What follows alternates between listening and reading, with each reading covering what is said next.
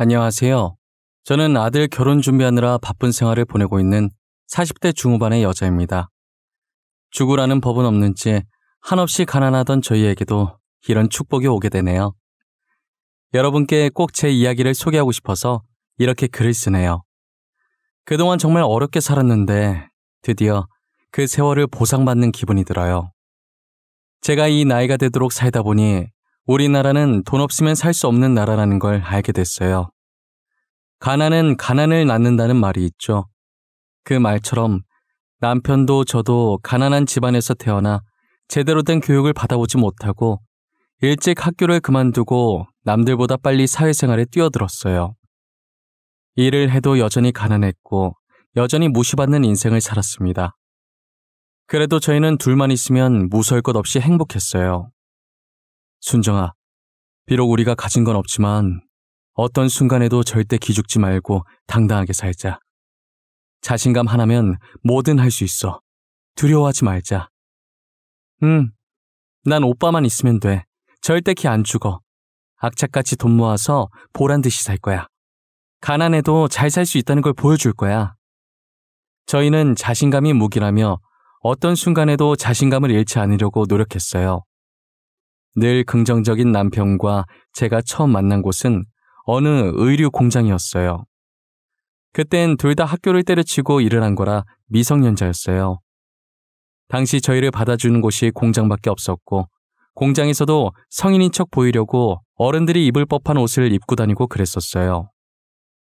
다른 공장도 그런지는 모르겠지만 저희 공장은 관리자가 굉장히 난폭했어요.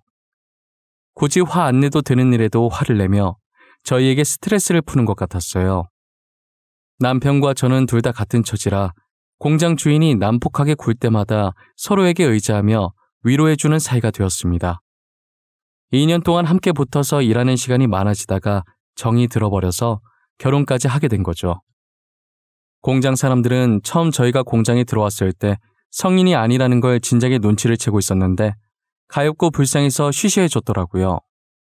당연히 윗사람들도 알았지만 당장 공장에 일할 사람이 없으니 모르는 척 눈 감아주고 저희를 뽑은 것이었어요. 그런데 저희가 서로 결혼하겠다고 말하자 직원들은 수군대기 바빴어요.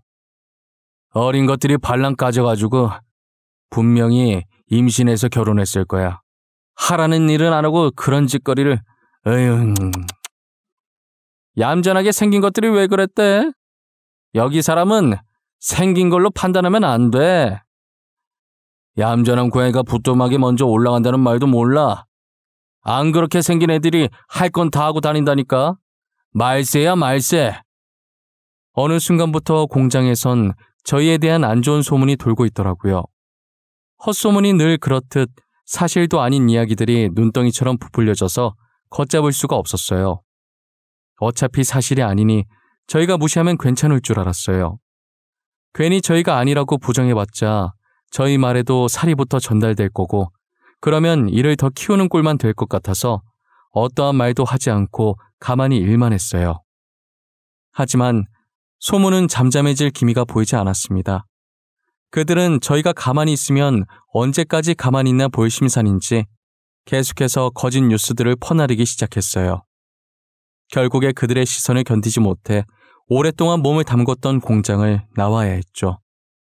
무작정 나오긴 했지만 그래도 저희는 그동안 공장에 일하면서 모아둔 돈이 있었기에 당분간 먹고 살기엔 아무런 지장이 없었어요.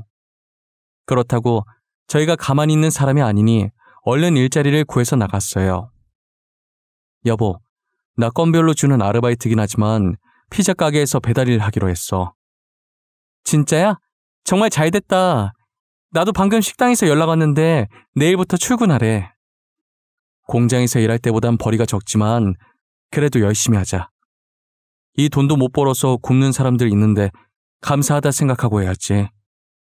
그래야지. 당신 오토바이 탈 때는 항상 조심하고, 알겠지? 알겠네요. 걱정하지 마. 조심, 또 조심할게. 저희는 다행히 아르바이트를 금방 구했고 저는 식당 일을 했고 남편은 배달 일을 시작했어요. 1년 정도 일했을 때 제가 임신을 하게 된 거예요. 남편은 임신했다는 말에 저보고 쉬라고 했지만 제가 쉬면 생활비가 확 줄어서 만삭 때까지 일하겠다고 고집을 부렸어요. 제 고집을 꺾을 수 없었던 남편은 할 수 없이 그렇게 하라고 하더라고요. 그래도 식당 사장님이 되게 좋으신 분이라 만삭인 몸으로 일해도 힘들지 않았어요.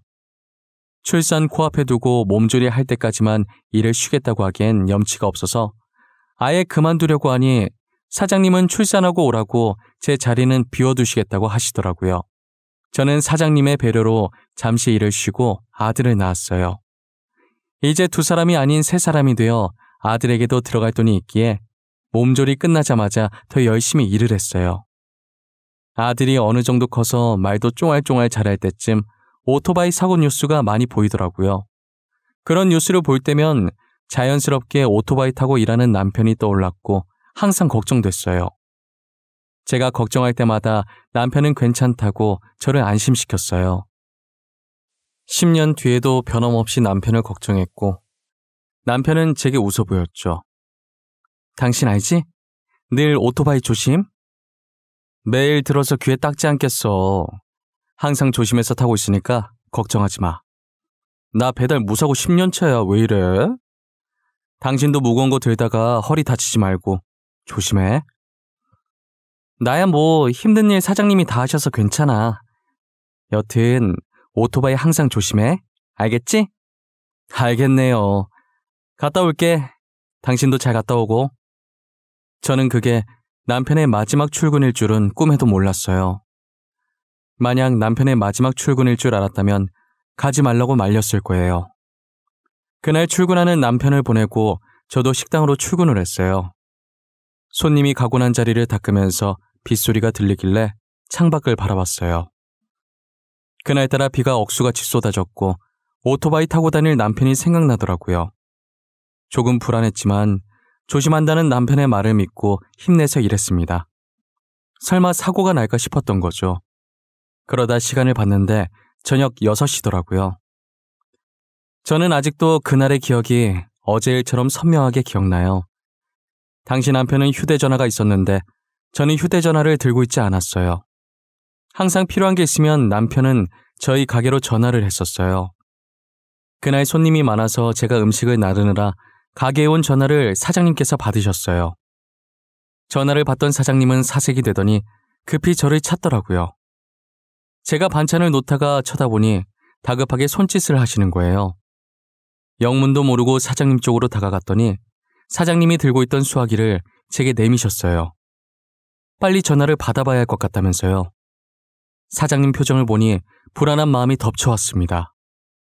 김순정 씨 맞으신가요? 여기 땡땡병원인데요. 지금 남편분께서 오토바이 사고 나서 많이 다치셨어요. 보호자분이 빨리 와주셔서 수술 동의서를 좀 써주셔야 해요. 10년 동안 무사고라고 자신만만해하던 남편의 얼굴이 떠오르면서 평생 함께할 내 남편이 죽을까봐 너무 무서웠습니다. 사장님도 가게 걱정하지 말고 가보라면서 덜덜 떨고 있는 제 손에 택시비를 고이 쥐어주셨죠.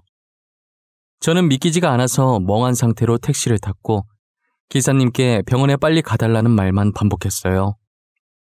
응급실에 도착하니 사람이 무척이나 많았고 입구 쪽에 간호사 여러 붙어있는 침대가 보였습니다.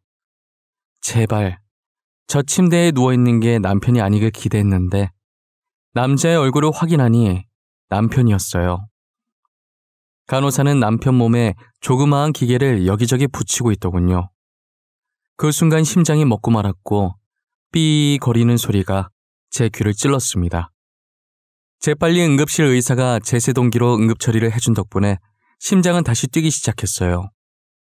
간호사는 저를 보더니 보호자분 맞으세요? 빨리 여기 수술 동의서 작성해 주세요. 라고 말했습니다. 제가 서명하자마자 남편의 침대는 빠르게 수술실로 들어갔죠. 6시간이 지났고 저는 수술이 끝나기만을 기다렸습니다. 수술실에서 의사가 나오더니 수술은 잘 마쳤지만 의식이 돌아올지는 기다려봐야 한다며 무거운 표정을 보이셨어요. 남편은 중환자실에 들어갔고 그제서야 긴장이 풀려 바닥에 주저앉고 말았어요. 다행이라고 해야 될까요? 오토바이를 몰던 남편이 언젠가 다칠 줄 알고 돈을 열심히 모아놓았던 탓에 입원할 돈은 있었습니다. 보험도 꼬박꼬박 들어놨고요. 먹고 입는 걸 아껴서 월급의 대부분을 저축해놓길 다행이다 싶었습니다. 원래는 집 사려고 모아둔 돈이었는데 이렇게 쓸 줄은 몰랐지만 그래도 다행이었죠. 수술비를 결제하고 돌아오니 남편 중환자실 앞에 누가 찾아왔더라고요. 처음 보는 남자였는데 잔뜩 화가 난 표정으로 의식 없는 남편에게 욕을 퍼붓고 있었습니다. 저는 영문도 모른 채 그 남자에게 누구냐고 물었어요. 이병식 씨가 일하고 있던 피자 가게 점장이요. 아니, 오토바이를 어떻게 몰았길래 사고가 나요? 지금 배달 못해서 가게의 피해가 얼마인지는 알아요? 오토바이도 다 박살났더만. 아, 죄송합니다. 빗길에 미끄러져서 사고가 났다고 하던데. 이건 저희 남편도 어떻게 할 수 없는 일이지 않습니까? 남편이 지금 위중한 상태라 수술도 오랜 시간 했고. 아니, 지가 목숨이 위험하면 다야? 내가 피해보는 건 어쩔 건데? 비가 와도 조심조심 신속하게 운전할 수 있는 거 아니야? 아주 돈에 미쳐서 빨리 배달하려다 사고 내놓고 가게에 피해만 주고. 우리 가게 오토바이는 또 어떡하냐고? 천천히 신속하게가 어떻게 됩니까? 그게 가능하시면 점장님께서 하시지 그러셨어요. 뭐예요? 방금 뭐라고 그랬어요? 돈도 쥐뿔도 없어서 이딴 배달해봐라 하는 주제에 내 말에 토를 달아? 버러지 같은 것들이 쌍으로 미쳤나? 니들 가게 피해받은 거 보상 제대로 안 하면 고소할 거니까 그렇게 하라!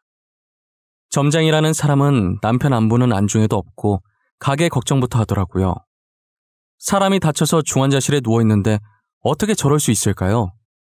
점장이 하는 말에 너무 화가 나서 한번 맞받아쳤더니 그 뒤로는 저를 죽일 듯이 몰아세우더라고요. 돈 없는 게 죄라고 저는 더 이상 아무 말도 할 수 없었고 죄인처럼 고개를 숙인 채로 구급대원에게 건네받은 남편의 휴대전화만 매만지고 있었어요. 제가 아무 말도 못하자 기세등등해져서는 삿대질하면서 소리 지르고 난리도 아니더라고요.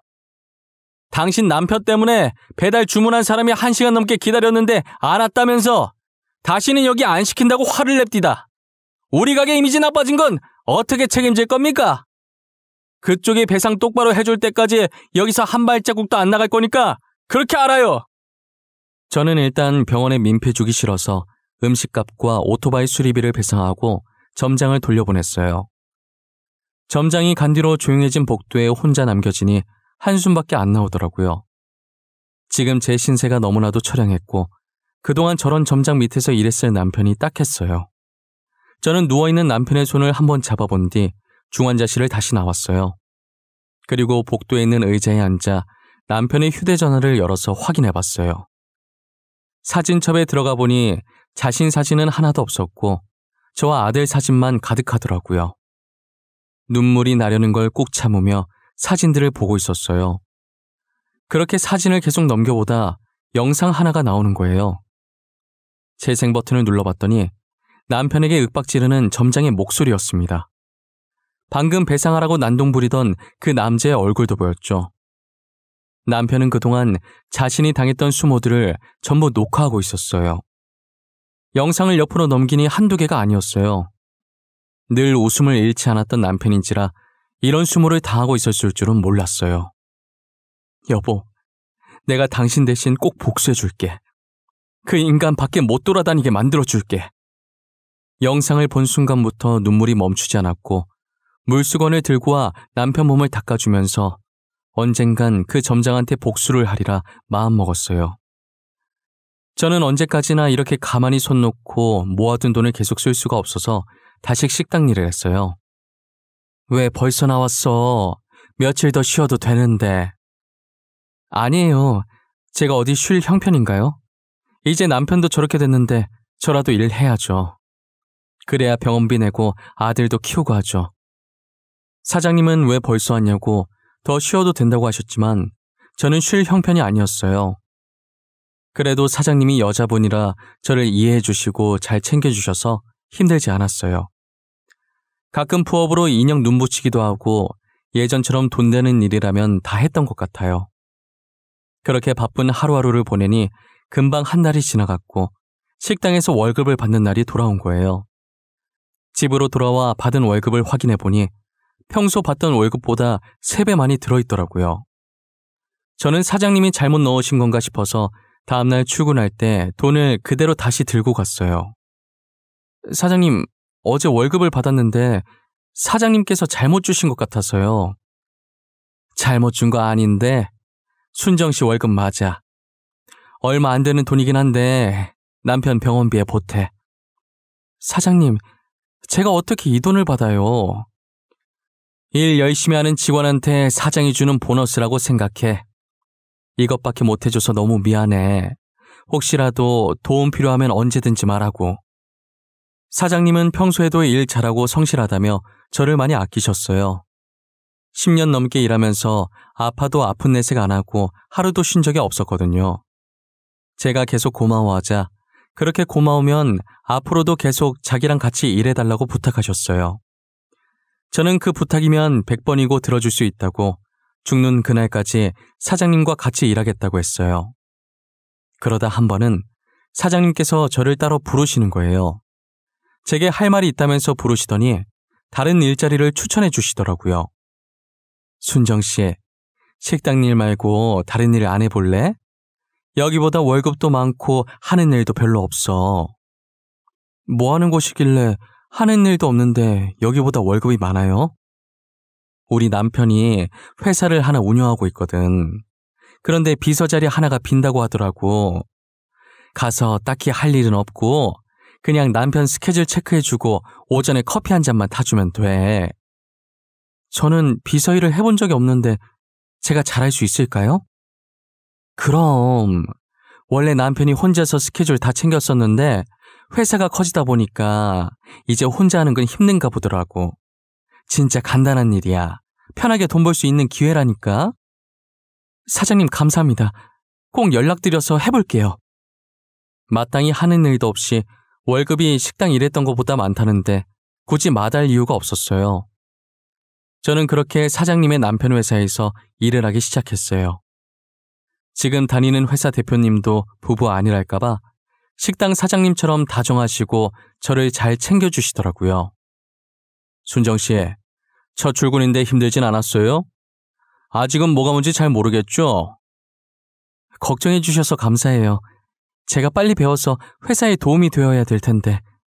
직원분들도 다 착하셔서 적응 빨리 할 수 있을 것 같아요. 다행이네요. 안 그래도 저희 집사람이 순정 씨 걱정 많이 하더라고요. 원래 비서 굳이 필요 없는데 집사람이 하도 부탁을 해서 순정 씨 비서를 입사시킨 거거든요. 아, 사장님이요? 그러셨구나. 전혀 몰랐어요. 아참, 이거 집사람이 말하지 말라고 했는데 우리 집사람한테는 모르는 척 하세요. 제가 말했다는 거 알면 우리 마누라 또 난리 납니다. 오늘 너무 수고하셨고 저희는 내일 또 봅시다. 알고 보니 비서 자리 굳이 필요 없는 것이었는데 식당 사장님께서 부탁해서 만든 자리였어요. 저를 신경 써주신 식당 사장님도 사장님 부탁 흔쾌히 들어주신 대표님도 너무 감사했어요. 언제가 됐든 기회가 된다면 이 은혜를 꼭 갚아야겠다는 생각을 하면서 일해왔습니다. 대표님 비서로 일한 지도 4개월 정도 지났을 때 퇴근을 하고 여느 때처럼 식당으로 향했어요. 제가 퇴근하고 별일 없으면 종종 식당에 가서 사장님을 도와주곤 했거든요. 그날도 평소처럼 식당 문을 열고 들어갔는데 사장님이 보이질 않는 거예요. 잠시 화장실이라도 갔나 싶어서 행주를 찾으러 주방 쪽으로 들어왔는데 주방 바닥에 사장님이 쓰러져 계시더라고요. 저는 급하게 구급차를 불러서 사장님을 병원으로 모시고 갔어요. 다행히 제가 빨리 발견했는지 골든타임 안에 응급실에 도착했어요. 저희 사장님 좀 살려주세요. 도대체 왜 쓰러지신 거예요? 깨어나시긴 하는 거죠? 네, 선생님. 일단 진정하시고요. 저혈압으로 잠시 기절하신 것 같아요. 그래도 빨리 발견하셔서 다행이에요. 조금이라도 늦게 발견했으면 진짜 큰일 날 뻔했어요. 생명의 은인이세요. 사장님이 갑자기 쓰러지신 건 기립성 저혈압 때문이었고 제가 조금만 늦게 발견했으면 심장에 무리가 가서 사망했을 수도 있다고 하셨어요. 뒤늦게 제 전화를 받고 온 대표님은 저를 보자마자 고맙다고 연신 고개를 숙였어요. 너무 고마워요, 순정씨. 순정씨 없었으면 진짜 어쩔 뻔했어요. 우리 아내가 한 번씩 어지럽다고 한 걸 내가 귀담아 들었어야 했는데 너무 안일했네요, 제가. 아니에요. 그래도 제가 가게 들릴 때라서 사장님이 운이 좋으셨어요. 그동안 두 분이 제게 얼마나 잘해주셨는데요. 저도 도움이 되어드리고 싶었는데 이렇게 될 줄은 몰랐네요. 오히려 제가 두 분께 은혜를 갚는 거예요. 저는 정말 바라는 거 없어요. 순정 씨, 그래도 이건 그냥 넘어갈 수가 없어요. 언제든 저희가 은혜를 꼭 갚을 수 있게 해주세요. 저는 괜히 민망해서 머리만 긁고 있다가 이제야 주변을 둘러봤는데 정말 공교롭게 사장님이 온 병원이 알고 보니 저희 남편이 있는 병원인 거예요. 그래서 기왕 온 김에 남편 병실에도 잠시 들리게 됐어요. 여전히 남편은 잠을 자듯 평온한 표정으로 누워있더라고요. 남편 몸을 물수건으로 닦아주려고 다가가는데 손가락이 살짝 떨리는 걸 봤고 급하게 간호사를 부르러 뛰쳐나갔어요. 간호사를 데리고 오니 남편이 서서히 눈을 뜨더라고요. 의사는 남편 눈에 불빛을 비춰보며 확인을 하더니 의식이 돌아온 것 같다고 하셨죠. 쓰러진 지 8개월 만에 남편이 의식을 되찾았습니다. 다행이에요. 의식이 돌아왔고 수치도 모두 정상입니다. 다만 오래 누워있어서 욕창이랑 몸이 조금 굳어 있으실 거예요. 이건 재활치료하면 금방 괜찮아지니 크게 걱정하지 않으셔도 되고요. 재활치료는 얼마나 걸릴까요? 제가 이 정도 걸린다고 확답을 드릴 수는 없지만 오래 걸리진 않을 거예요. 얼마 지나지 않으면 예전처럼 일상생활도 가능하실 거고요. 감사합니다. 정말 감사합니다. 비록 남편이 바로 일어나서 일상생활을 할 수는 없었지만 살아있는 것만으로도 너무 감사했어요. 저는 일을 다니면서 남편 병간호를 했고 남편도 재활치료를 열심히 받았어요. 남편이랑 같이 있으면서 그동안 못다한 이야기를 했어요. 나 당신이 이대로 떠날까봐 얼마나 걱정했는지 알아? 미안해. 나도 조심한다고 했는데 비가 너무 많이 와서 오토바이 바퀴가 미끌리고 말았어. 그래도 이렇게 깨어나줘서 고마워. 그리고 당신 점장이라는 사람 진짜 못됐더라. 당신 아파서 누워있는데 찾아와서 음식값이랑 오토바이 배상하라더라. 나는 기대도 안 했어. 원래도 그런 사람이라. 나 진짜 돈 열심히 벌 거야. 돈 벌어서 내가 그 점장놈 당신 대신 복수해 줄 거야. 나는 계속 당신 고생만 시키네. 진짜 너무 미안해. 남편은 고생만 시켜서 미안하다면서 눈물을 보였어요. 그런 남편의 등을 토닥거리며 괜찮다고 다시 일어날 생각만 하라고 다독였어요. 이제 남편도 깨어났겠다. 복수의 칼날만 갈며 전보다 더 열심히 일을 했어요. 하루라도 빨리 그 피자 가게 점장한테 복수해주고 싶었거든요. 제가 눈에 도끼를 품고 일을 하니 사장님이 궁금했었나 봐요. 한 번은 제게 왜 이렇게까지 돈을 벌려고 하냐고 물어보시더라고요. 순정 씨 이제 남편도 깨어났는데 왜 이렇게까지 돈을 벌려고 하는 거야? 복수해줄 사람이 있어요. 저 돈 많이 벌어서 짓밟아줘야 할 사람이 있어요. 무슨 일이 있었길래 착해 빠진 순정 씨가 이렇게 바짝 약이 올라 있을까? 사실 저희 남편 사고 났을 때 남편이 일하던 피자 가게 점장이 찾아왔었거든요. 그런데 남편 안부 묻기는커녕 가게 손해 입었다고 피자 값이랑 오토바이 값 배상하라고 하더라고요. 뭐? 무슨 그런 몰상식한 사람이 다 있어. 하도 땡깡 부리길래 배상해줬죠. 그런데 생각하면 할수록 너무 괘씸한 거예요. 얼마나 직원들을 못살게 굴었던지 남편 휴대전화에도 증거 영상들이 많더라고요. 저는 사장님께 그동안 남편이 점장에게 당했던 수모를 말하면서 남편 휴대전화에 있던 영상들을 보여줬어요. 괘씸해서 참을 수가 없어요. 돈 왕창 벌어서 복수해주고 싶어요. 그런 일이 있었는데 왜 나한테 말을 안 했어? 진작에 말을 하지. 내가 도와줄게. 순정 씨는 아무것도 할 것 없고 이 영상만 나한테 보내주기만 해. 당시엔 사장님께서 무슨 뜻으로 말한 건지 몰랐다가 며칠 뒤에 그 말의 뜻을 알게 되었습니다. 사장님은 SNS에 땡땡 지점 피자 가게의 갑질이라며 남편이 모아뒀던 영상을 전부 올려버리셨어요. 저는 가난해서 휴대전화조차 없었고 그러니 당연하게 SNS 자체를 할 줄 몰랐죠. 하지만 사장님은 저와 달리 컴퓨터도 정말 능숙하게 잘하셔서 금세 영상을 편집해서 올려주셨어요. SNS 하나만 가지고도 그 점장이 갑질한 것을 많은 사람들이 볼 수 있도록 했더라고요. 영상은 순식간에 여러 커뮤니티에 퍼지게 되었고 해당 지점 고객센터에 문의가 빗발하면서 결국 그 지점은 폐업을 하게 되었어요.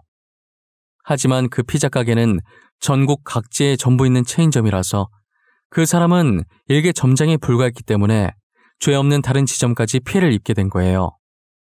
피자 본점에서는 저희의 폭로로 인해 매출에 상당한 영향을 미쳤고 이에 대해 저희를 상대로 억대 소송을 제기했어요. 대표님은 억대 소송을 당했다는 걸 알고 본인 회사에 소속된 변호사를 제게 소개해 주셨어요. 순정 씨, 피자 본점에서 억대 소송 걸었다면서요? 진짜 웃기네. 방귀 낀 놈이 성낸 나더니 자기가 직원 관리 못 해놓고 누구한테 덮어 씌우려고. 제가 주변에 물어보니까 소송은 돈 많은 사람들이 무조건 이긴다고 하더라고요. 변호사 선임비도 어마무시하게 들 텐데 걱정이에요. 그런 걱정은 하지 마세요. 저희 회사에 소속된 변호사가 있으니까요. 저희 직원 위험에 처했는데 저희가 나서줘야 하지 않겠어요? 그렇게 변호사와 함께 그 지점의 갑질을 증거로 상소했고 상소심에서 잘못이 없다는 것을 인정받아 억대 소송은 다행히 기각되었어요. 저는 억대 소송이 일단락되고 더 이상 그 피자 가게와 엮이고 싶지 않아 아예 신경을 끄고 있었어요. 나중에 사장님께 들은 얘기인데 다른 지점의 피자점까지 갑질이 터지면서 해당 피자 매장에 사람들이 불매운동을 하기 시작해 가게가 망했다고 하더라고요. 본사고 지점들이고 애초에 그런 사람들만 뭉쳐있다가 망했다는 생각에 통쾌했어요. 지나가다가 우연이라도 그 피자점 사람들이랑은 마주치고 싶지 않았어요. 저 일도 벌써 2년 전 이야기고 지금은 아무것도 신경 쓰지 않고 아들만 잘 키우자는 생각으로 살고 있어요. 남편도 재활치료 끝내고 퇴원해서 지금은 대표님 기사로 일하고 있어요. 저나 남편이나 항상 저희를 신경 써주신 게 감사해서 평생 두 분을 보좌하기로 했어요. 이제 저희 아들이 곧 고등학생이 되는데 사장님 부부도 고등학생 외동딸이 있더라고요. 저희 아들보다 1살 많았는데 사장님 부부는 저희 아들을 사윗감으로 미리 점 찍어 두셨었나 봐요. 둘이 결혼했으면 좋겠다고 아들을 소개해달라고 하시더라고요. 순정씨, 우리 딸 알지? 전에 봤지 않나? 순정씨 아들도 우리 딸 봤을 텐데 전에 둘이 같은 날에 우리 식당으로 하교한 날 있잖아. 아, 네네. 기억났어요. 아니, 나는 순정씨 아들이 참 마음에 들더라고. 순정씨도 우리 딸 마음에 들면 둘이 결혼시켰으면 좋겠는데 말이야. 네? 결혼이요? 저희 아들 이제 고등학생 되고 사장님 따님도 아직 학생인데 무슨 결혼이에요. 사장님도 참. 누가 지금 시키지? 성인 돼서 결혼시키자는 말이지. 오늘 집에 가서 아들한테 1살 연상 어떠냐고 물어봐. 아니 사장님, 그걸 둘째치고 아들 결혼시키려면 신혼집 해줘야 하는데 저희 부부가 가진 게 없어요. 당장 저희 집도 변변치 않은데. 그건 걱정하지 마. 목숨을 빚졌는데 내가 그 정도도 못하겠어? 혼수는 전부 우리 부부가 해올 거야. 순정씨 아들은 진짜 몸만 오면 돼. 사장님은 저희 아들이 마음에 드셨는지 몸만 오면 된다고 저를 꼬드기시더라고요. 저는 사돈이 사장님 부부라면 두말할 것도 없이 좋았지만 아들 의견이 제일 중요했어요.